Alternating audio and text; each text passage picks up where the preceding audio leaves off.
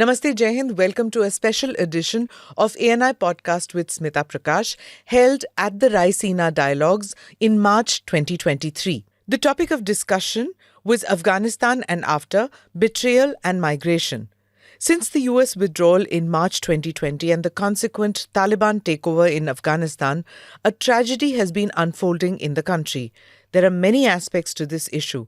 In this podcast, we spoke about the question of the humanitarian consequences of the Taliban takeover. Are there new political dynamics shaping US engagement with Pakistan and Afghanistan? And what is the role of others, such as India and the EU, in the humanitarian and security aspects? In the podcast, I spoke with Dr. Kaush Arha, Fellow at the Atlantic Council, Scowcroft Center for Strategy and Security USA. He's previously served as the Senior Transition Advisor at the US Embassy in Kabul and coordinated the completion and execution of the first tranche of the transition strategy. Shabnam Nasimi, former policy advisor to the UK Minister for Refugees and Minister for Afghan Resettlement, UK. Shabnam is a political commentator on British politics, foreign policy, immigration, and ethnic minorities. Younes Ouaqasse, partner EY in Germany. He's been head of the Office of Christian Democratic Union General Secretary and first individual with a migration background to hold this position. Shabnam, I'll begin with you. You're a prominent British Afghan political social activist.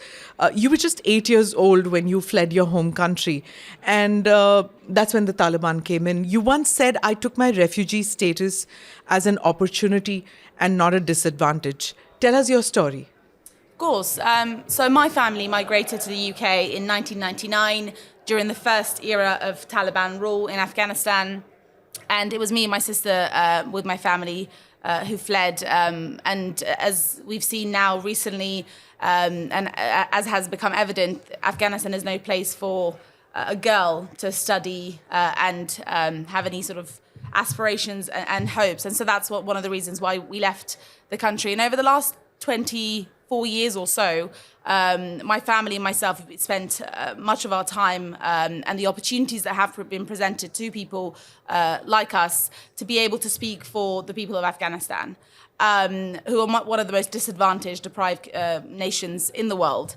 And particularly post-August 2021, when the Taliban returned, it has been devastating for so many across the world, particularly the diaspora community, who have, I guess, there's a sense of responsibility and duty, particularly when there's media suppression in the country, there's very little coverage of what's going on inside, on the ground. It is up to people like us who have those connections, cultural understanding, religious understanding, geopolitical understanding, to be able to make the global community aware of what's happening inside. And it is honestly catastrophic. I think one of the things that I've seen that I've been inspired by attending the Raisina conference this year. This is my first time in a South Asian country neighboring Afghanistan, seeing particularly women so prominent as speakers and in government positions. And I think that's something that has made it a lot more pressing now to try and see how we can make sure that we support the women of Afghanistan. As you may have heard on the news, they are banned from going to school, going to university, from working, from having any public profile or role in society, which is why we're now at a critical juncture. This might seem like a faraway problem, but I don't think ignoring Afghanistan is ever going to be the solution. It can't be a faraway problem for long. 9/11 happened because we ignored 6 years of Taliban rule inside the country. And my hope and what so many of us have been advocating for is we don't want a return of another horrendous terrorist Islamist attack anywhere in the world, both outside but also inside the country, for us to begin to pay attention and think of this as a serious problem, not only for the country, but for the global community. Do you have family and relatives friends in Afghanistan? Do they tell you Oh, about of it? course. My maternal family, my grandparents, aunts, cousins, they're all inside the country. And particularly for the female members of my family who are unable to be educated, I'm constantly in contact trying to see what I can do. Just last week, one of my young female cousins who is living in Kabul is unable to go to university, but she's asked if I can find help for her to get a laptop so that she can study at least at home and find a way to continue her education within her household. So the connection and the problems inside the country is very close to home for me. It's something I'm having to face and deal with on a regular basis, which is why it's so much more pressing to see what we can do. Yeah, Kaush, Shabnam uses the terms like catastrophic and devastating. These are terms you must have heard, being since you served as senior advisor for strategic engagement at USAID. You must have heard these terms so often when talking about Afghanistan. What, in your opinion, led the US to leave Afghanistan in such a hurry? It led to the total wipeout of all that was achieved in 20 years. Right. So I think I'd agree with her and her use of the terms that she mentioned. I was in Kabul at the U.S. Embassy for a little short of 3 years. So I had the pleasure and honor to work in our mission there. Why we left, I think the short answer to that is that the support for the Afghan mission among the American public was waning. It has been 20 years. And I think the public, American public that is, didn't see a way out of it and saw this a never-ending, ever-going sort of a military campaign, or at least a military presence. So both President Trump and President Biden, I think, were looking for a way out, got the way out. It was certainly something that most of the military and the civilian folks that had served in Afghanistan took it very hard, including myself. I think the way we left was dishonorable, perhaps, and certainly one can talk about a betrayal, but that's a use. But I have to say, it's a betrayal more of our own vision, our own ambition. But we never made a promise to Afghanistan that will always be there. So the promise to Afghanistan was to help Afghanistan stand on its feet. And after 20 years not being able to do so, people said, we'll cut our losses and leave. Now, this argument could be made that we should have stayed there longer. I certainly made that argument and believe in that particular case. But you're a democratic country and you respond to people that are. Having said that, I want to make a couple of points, I think, just to go off it. One, that it is probably one of the worst sort of, is the top three big refugee humanitarian crises. Syria, Venezuela, Afghanistan. It's kind of, if you look at the UN HCR reports, there are about 6 million people since 2021, since we left, have been displaced. About half of them are internally within Afghanistan. About 2.5 have been refugees outside. Most of them are in Pakistan and Iran, followed by Turkey and Germany and the rest. And almost 80% of them are women and children, of the 6 million displaced.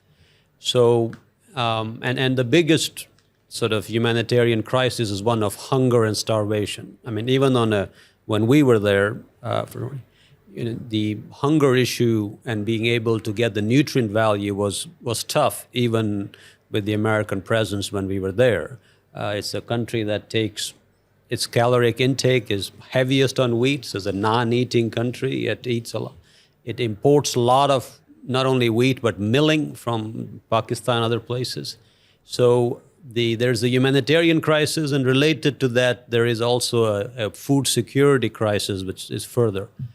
And for all of us who, especially in this sort of liberal era, where people talk a lot about women's rights and others, I think the biggest plight in Afghanistan is of the women and the children. And the greatest loss we felt was, I mean, one of the things we used to often say, but what was the great, assets? What have you done in Afghanistan? The most important thing we always said was, When we started there were no women in school.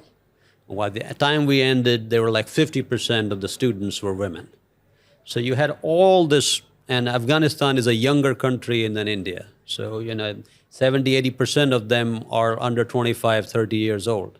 So most of that people have only seen life with U.S. presence in the country, with having internet and all the rest, and the school and the opening. And so for them to take this shock all of a sudden is actually substantially more dark and stark than it was in the previous era. So because they had more and they lost more than the last go around. So by every stretch of imagination, it's something that we can all take a collective responsibility that we weren't able to do it. Most of the responsibility lies on Afghan rulers and Afghan leaders, because at the end of the day, it wasn't Americans or NATO or the coalition. It was really Afghan leaders who let Afghan. But Afghan young population was let down, yes, I think, by us all. Okay. I'm going to get to the betrayal part later in the podcast. Younes, I'll come to you. The food security part that Kaush mentioned, and so did Shabnam, they need food, right? The most important part is that the basics they need. Germany recently pledged an aid of 90 million euros. And even as a report came out that 24 million Afghans, they need immediate help. Now, yesterday I did a podcast in which there was a journalist, and what she said was that the aid is not reaching the Afghans. How to stem this problem? This is the biggest problem, I think, that we have from the German perspective or from the European perspective. This is exactly that we have been doing for the last years since the US have been there. Over 45 nations have been in Afghanistan. We haven't helped them so much. Educate, enable soldiers, democracy, etc. There's one thing that we have learned. Very sad to say, but we cannot export democracy somewhere where we want to have it. That's the first thing. And the second thing, if we have been seeing, and why this fail of Afghanistan came so fast of those 2 days or 3 days, is because the whole help that we have been doing for the Afghan National Army, it have been so corrupt. People haven't know if they get paid or not paid, giving them so many weapons, etc. Also, the Taliban reached those weapons that we have sending for the Afghan National Army. And the same is also with the food security that you have been talking about now, is that we are helping the Afghans and we want to help them. There is an willing also from the European perspective, also if you can't see that outside of Europe, but there is a willing to help the Afghans. But also the truth is we don't know who's reaching this help or not reaching this help. So this is sadly to say, and I think this is the one thing that we have work on that. There were mistakes made, which, we discussed this right at the beginning, that, the weapons that is falling in the hands. Now, there's narco trade, there's all kinds of things which are happening. If we focus on the things which went wrong, and the Afghans pay the price for it, Pakistan's interference, for example. What do you think that, where all did the West go wrong with regard to Pakistan using Afghanistan as a backyard, using their military to Taliban contact, and that continues even now? That take probably more than 30 minutes that we've got here to discuss, and it's been talked about a lot, so I don't want to rehash. Sure, but what about now? Let's see now. Let's not talk about the past. Has the West, which is like including Europe, has America learned from those lessons, or have they just washed their hands off that we can't deal with this anymore? No, I think one of the things we're very good at, especially our military, is about lessons learned. So I think, one can look at in real time the changes that were made in our military posture and the civ-mil coordination in both Iraq and Afghanistan. I think that's exemplary. I'm a huge fan of that. But so, of course, our military has taken a lot of lessons from sort of the kinetic part of it. But again, Afghanistan was not a military failure. It was a political, diplomatic failure. So I think it's important to mention both Iraq and Afghanistan often are couched as if American military led and somehow led the nation or the world down. They won every task that was given to them.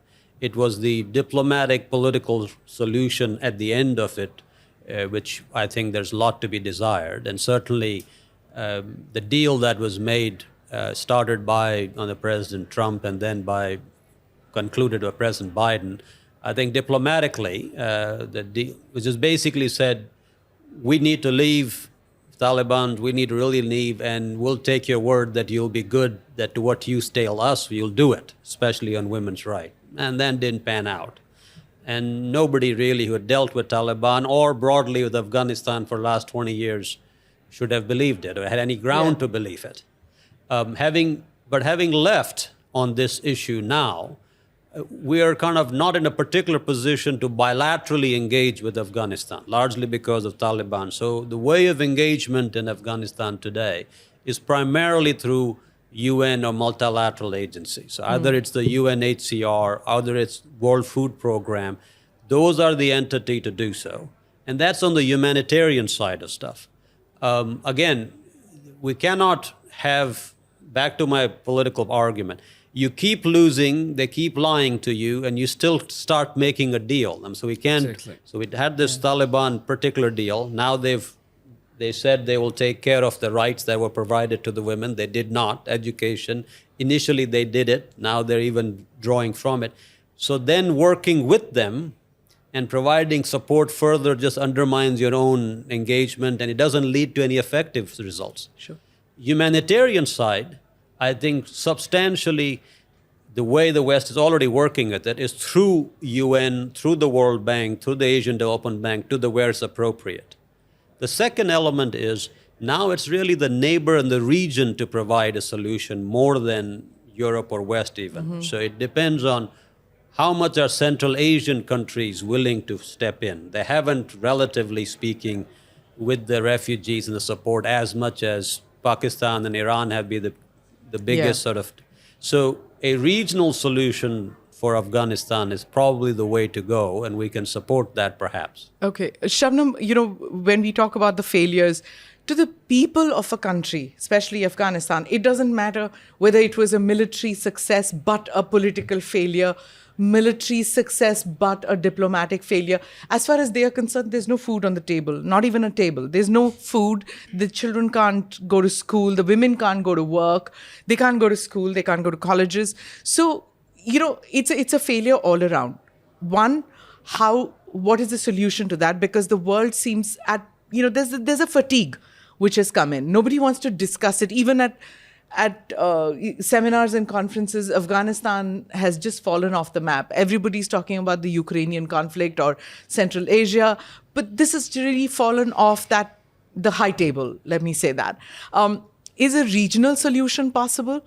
Even if you see it in security terms, there is no one view on this, because when the security conference was held in December, everybody in the region has a different view, whether it's Uzbekistan, Tajikistan, Pakistan, India, Iran. Everybody in this area has a different solution to Afghanistan. Yes.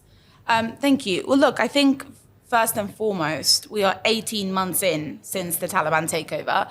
And I think one of the reasons why there is so much fatigue, confusion as to what the solution would be is people's understanding of the Taliban. Now, the regular response I get is this is an Afghan problem. It is now up to the de facto Afghan authorities to figure out a way out through this mess and support its people. However, when it comes to the country itself, even when it was the Doha peace process between the US and the Taliban, and going back generations, the fate of Afghans has never been decided by Afghans themselves. It's always been either decided from outside or by other political leaders and the global community. And that is where the problem is. The people of Afghanistan did not welcome the Taliban with open arms. They were not elected. They didn't go enter the country. Yes. through the will of the people. They came in through violence and through fear, which is what their tool is today in order to be able to control the country. Now, you mentioned some of the really good points around humanitarian issues. For example, almost 28.3 million people the UN has reported is on the brink of starvation. There's displacement. 75% of the population is under 25, which makes it a very young country that has not lived through the first era of Taliban rule. So this is all very new. And so if we're expecting the people of the country to figure out a solution, we need to first of all acknowledge what their will is and what their way out is. People compare Afghanistan to Ukraine and other countries. Ukraine, you provided weapons, billions of aid to fight. How can we expect the people of Afghanistan to fight for their rights on an empty stomach with no weapons? When weapons were collected, actually, the minute the Taliban returned to Afghanistan in August, they went house to house, took everyone's weapons, so no one can form any sort of form of resistance or social change or actively stand up for their rights. So I think I agree very much so that the Western interest has sort of diminished. And I think for many people inside the country, the expectation now is to see Muslim majority countries to stand up and to speak up for the people, that this is not Islamic. What you're doing to the people of Afghanistan, whether it's on education, on work, on compulsory hijab, on all these sort of every aspect of a person's life, this is not what Islam teaches, because there are many, I hope you will agree, Muslim countries around the world where women's rights, human rights are respected. And actually today, Amnesty International has called for an urgent, independent, investigative mechanisms to be put in place to investigate the human rights violations that have taken place over the last couple of months. So there is clearly, in the 21st century, it is a human tragedy that this is taking place in the heart of Asia. And so for a solution to be made, we need to start engaging with the people. What people are frustrated in seeing as well is that when UN delegates visit Afghanistan to put pressure on the Taliban, to meet with the Taliban, they're not meeting with the women who are out on the streets, risking their lives, protesting every few months for their right to education or for their right to work, with the slogan "Work, Food, Freedom." We're still, we don't seem to learn from our mistakes. We're still repeating the same thing that we did over the last 20 years, or in terms of the history of Afghanistan. The people don't seem to matter. And that's where that sense of betrayal and heartache comes from. When will the international community recognize what the will of the people is? And I think that's something we need to start recognizing and take into account. Just have a question back. So which country do you see to lead this? When you was talking about Muslim countries needs to stood up and say, so whom do you see in that? So if you take names, of course, which country?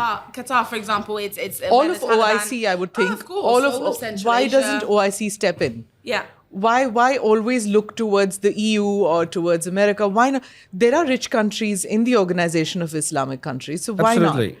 Yes, absolutely, that's right. But I don't think that's a good idea to make it as a religion problem, or to say that those countries who have the same religion should take more care about it or not.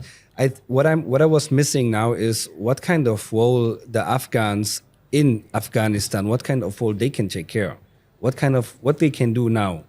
This is what I was missing. So is there anything that Afghans by themselves... They can't do anything in the country. How can you do something with an empty stomach and nothing to fight for? It's unrealistic, and I think that's what the frustration comes from. How does the world expect the people inside the country, the men and women, the children, to fight for their rights when there is no global support? And when you talk about what Muslim countries, we have Pakistan on one side, Iran on the other, Central Asian countries, the Arab League. There is a huge global community, and I'm not saying that Muslim countries need to care more than the rest of the world. I'm saying we share the values more closely with the Muslim countries, and more importantly, the Taliban are introducing laws based on Sharia law. There needs to be more clarity and engagement with the Taliban to make it clear that this is not Islamic in any way and form. Absolutely, I'm absolutely underline it, but I don't know if Pakistan and Iran are the right partners for that. So that's the sad thing. Also, you need also to see the realistic how it's going on. Iran and Pakistan is not seriously the real partnership. I was making point of the neighbors, but there is many more exactly, Muslim and that's the countries. problem. So the neighbors are also not the right neighbors. Yeah. So that's the frustration. And it's not that you don't have any global support. There is a big global support. And it was there for more over the years and years and years for global support. What is the global support right now? By condemning, every time there's some sort of a new order by the Taliban, the international response we hear is, we condemn this. This needs to go beyond condemnation. You need to hold them to account. Where are the mechanisms? We talked about aid earlier. You mentioned that aid is, first of all, the Taliban banned women from working for NGOs recently, which as a result, major international organizations like Save the Children, Oxfam, etc., Care International, and others stop their work. And any aid that is currently provided is going through the Taliban. There is no mechanism of accountability taking place. Rural communities are not accessing this aid. So what we're doing is, this is a problem, that the last 20 years' mistakes are repeated again. You are not looking at this in a transparent way. You are still engaging with the Taliban as though nothing has changed. There are actively actions that can be taken. We are just not willing to take those actions. That's the problem. Younes, EU itself has, I think, since 2016 given some $5 billion, right? So the European way of doing things is, here, take the money. Yeah. To assuage. This is not maybe the right way. And it's also not take the money. And this is exactly not what you want to do. I mean, it comes from a good place in the heart. I'm not questioning that. Over 45 nations have been taking a role about Afghanistan for the last years. And the question is also, this is exactly what we have been talking about before. I mean, what's the result of that?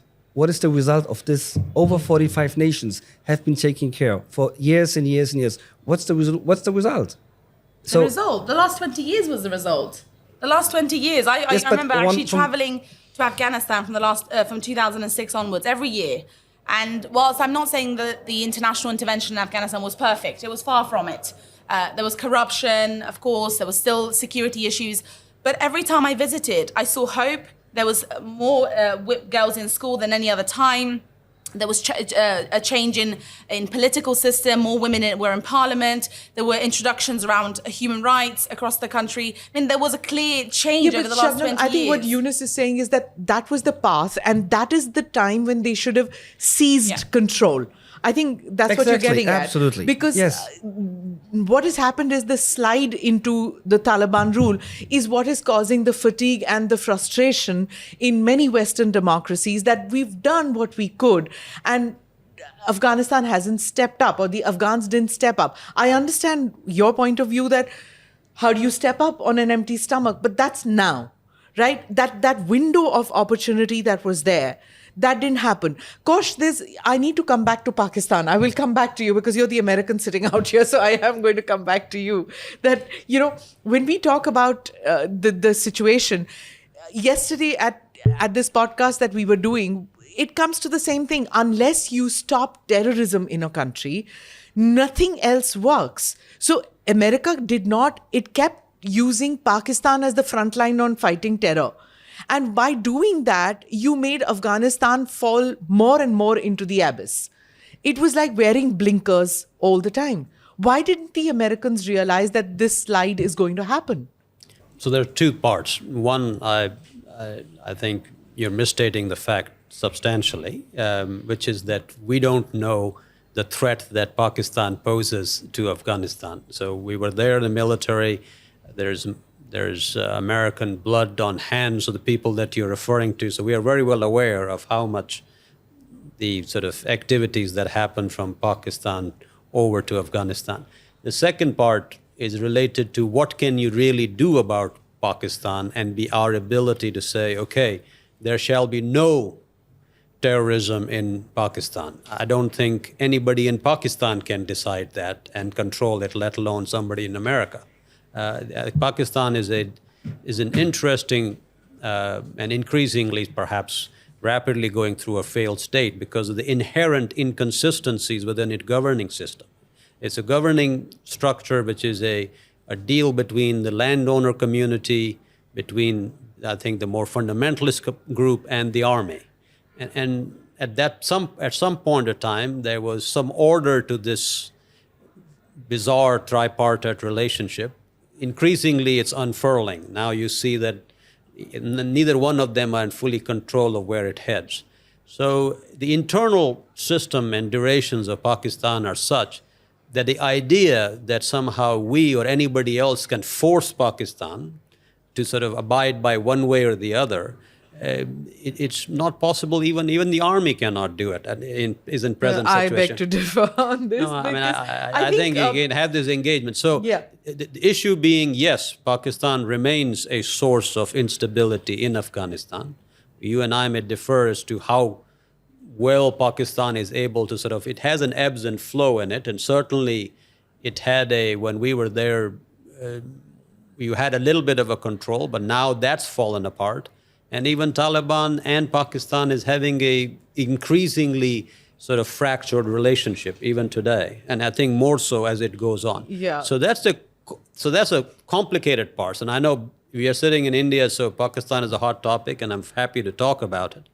But I think a bigger issue is to refer back to what can we do. I mean, we can cut this 17 different ways. But the realistic one, so I both agree with Shabnam, and I think it's really people like yourself who will keep the call going, because the rest of us have moved on to Indo-Pacific and FOIP and Ukraine. Yeah. And so it'd be people like yourself who will have to continue to make sure we don't forget. So that's number one. And then second, you'll have to be realistic when you say you got to hold Taliban accountable. Hold Taliban, so how? I mean, we don't have those tools. We're not giving money to Taliban. When you say don't give money to Taliban, then you'll have a humanitarian crisis, and you'll say, okay, now we're not giving money at all and people are dying. So we don't have that many chits to play with Taliban. So the question really at the end of the day comes up, and I also slightly take a different view. Afghans have been fighting on empty stomach through their entire history. They're tough fighters. So fighting on empty stomach is neither new nor foreign to them. They can do that. But there is an issue that at the end of the day, Afghans have to determine whatever the future is. The outsiders have tried it now, the Brits, the Russians, and us, and it hasn't really worked. And so whatever that shape takes away, when there will be a worthy group within Afghanistan that we can support, I think you'll find support again. Yes. Yeah, in absence of that, you're in a situation where you're literally limited to engaging with humanitarian and UN agency. One more step, though. I think there's always a theme at Raisina, which, first of all, thanks to RF, thanks to you, I think, is the best sort of gallery of people, interesting people coming together. There's always a theme that, the world is too US reliant, we can do it. India is leading the G20, the global South, we have the voices, other configurations should come up. Well, I completely agree with Shabnam. Have at it. Tell us how the other configuration works in your neighborhood and resolve it. Don't always come to us then that we failed this. This is a fantastic opportunity. Let India take the lead. Work with Indonesia, a country, the largest Muslim country, completely detached, taken the least amount of refugees from Afghanistan. Let them step up. Qatar, I2U2, another relationship with the UAE and with Qatar. Both UAE and Qatar are becoming the biggest investment and financial hub into Central Asia, largely and Caucasus area.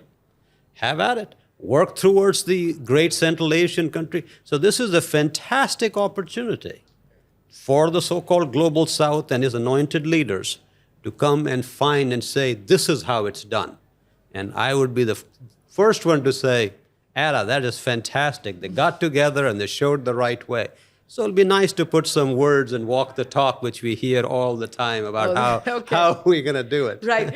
Before I come to you, Shabnam, I'm going to ask one last question to you, Younes.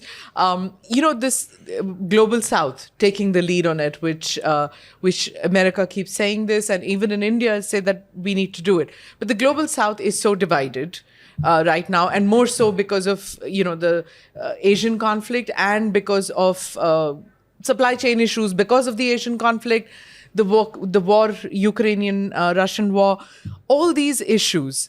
Now tell me, what is the bandwidth left in Europe to deal with this Afghan issue now? Or are they just done with it, that fatigue? No, we are definitely not done. I mean, you need to know the biggest Afghan community in Europe is in Germany. first of all. I mean, exactly what we have been saying. We have so many people in Europe. We have so many people from Afghanistan. There are many people, and that's definitely nothing that we will not forget what we have been doing. And there is still support coming from Germany, from European Union. This is definitely, we are not done, but I just can underline what the previous speaker have been saying is, if there is someone to support, then I think the support will get back. This is definitely the case. Right. Final comments, Shabnam. You've heard both the gentlemen. What do you have to say? Look, I understand that Afghanistan is an incredibly complex country, suffering almost over 43 years of conflict, internal conflict, but also before that in terms of its history and geographical position. But I think that, I understand the concerns in terms of, well, what do we do? What's done is done. We've got to look at the next phase now. And there are lots of things that can be done. Like I said, I very much stress that the fate of the people of Afghanistan has never been decided inside and with the people. So I think a political opposition is already starting to be formed. There are people both inside and outside the country who are working towards some sort of a united position on the future of the country. I'd love to see the international community, the West and other neighbours, to support this movement and provide that platform, amplifying their voices to create a credible, transparent, a united political opposition, because I don't think the Taliban will last. You can't control the country through fear. Oh my God, I've heard this too long with Afghanistan that you can't forever. control. And there will be at some point, and I think I completely agree. The problem with Afghanistan is every few years there's a new system. We bring some sort of solution and then it turns back. Yes. So I get that, and it is unfortunate that that's the way it is for Afghanistan in terms of history and its position. But I do believe that this isn't going to last. Why is there no resistance? Like even in Iran, with regard to the hijab thing, you saw resistance, but there's nothing that you're seeing anymore in Afghanistan. It's like as if they've accepted the fate. Well, look, you can't. The comparison between Iran and Afghanistan is that Afghanistan is an incredibly patriarchal, but also very traditional society. We still haven't seen men come out in the streets supporting women and standing alongside them. In terms of education, Iran, of course, it's further ahead, and the people recognize what their rights are. Even within Afghanistan, the people that we do see out on the streets are the educated, those in capital cities, the rural communities. You've got to recognize your human right first before you stand out, and speak up. So I think for Afghanistan, even in the last 20 years, some of the mistakes we made, international organizations didn't actually tap in and work with rural communities, those who don't have access to technology, don't have access to the progressive demand for democracy and freedom. It's working with those to educate them and understanding what their human right. Unfortunately, like I said, Afghanistan is still decades apart, even in comparison to its neighboring countries. So what we saw in Iran probably is not something we're going to see in Afghanistan anytime soon. But what I am trying to say, I guess, is those who are able to speak up, whether they're inside or outside, diaspora-led movements, those are the people that we need to try to help. Because ignoring Afghanistan can't be a solution. We can't say it's a fatigue. This is, Afghanistan history. It is what it is. It's up to, we've got to let them to figure it out. For how long? And we've got to be in the right. Ignoring Afghanistan never works. And we've got to, this is a time where we've got to prove we're going to be on the right side of history, because, millions of lives are on the line right now. Younes, what about the refugees, who are there in Germany? What about their cultural integration? Is it complete? Or like Shabnam said that she used that as an opportunity. She didn't let it, curtail her being a refugee in a European country. What about in Germany? How is that there?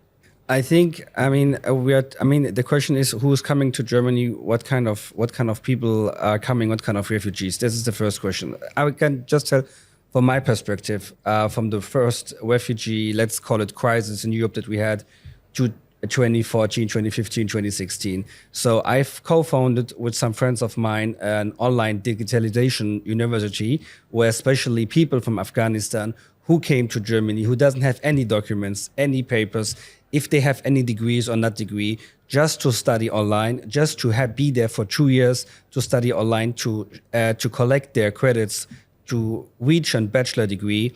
After the 2 years, we can see what the German government is saying, if they can stay or not staying, not to losing their time, to study, to have their education, and in the third year to graduate after everything is clarified. If they have the German skills, if they are integrated, if they have a possibility to stay, just not to lose any time. And I think this is the things that we are needing if they're coming to our country, not to lose time and to think about what they're going to do when I get my documents, to use the time, to be integrated, to be educated. This is the thing what we can do. And I think that we have many Afghans, as I say, the biggest community in Europe is Germany. We have over 400,000 Afghans in Germany. And I think there are many people of them integrated. Look at us. I have my roots somewhere else, as in Germany. My parents are from Morocco. So there is always a way if there's a willing. Right. Kaush, the final word I'll give to you. You have national security experience too. In the past couple of years, there's been talk that you have to see this from a security perspective too. The Indian National Security Advisor said that there needs to evolve a mechanism where there's intelligence and security cooperation on Afghanistan to set aside differences that you may have about what Afghanistan needs, what Afghanistan wants, to set aside regional needs, or national needs, like what India thinks Afghanistan needs or what Pakistan thinks Afghanistan needs, and just get down to cracking on ISKP, on Taliban, on whatever is needed to bring about first peace and security there, and then deal with the other issues. Can you do that as piecemeal? First of all, it's very case specific. So I think you never go into any of the national security issues with just one. You'd react to the system. As you've heard several times in the army, you have a plan, and the first time you hit in the face, out goes the plan. So I think it's the nimbleness of how do you work. Largely the impact on the security thing would be to contain the security threats from Afghanistan in the region. So that would be, and that's what particularly India has a point of view, but certainly if Pakistan and Iran and Central Asia has it. And that's why Central Asia is not taking refugees and taking a pretty strong line. So that's that perspective. And I think sharing of information, that's happening. You heard the Quad doing an anti-terror. So that sort of a stuff, we're doing it anyway, and there will be, but you have to deal with two important issues. One,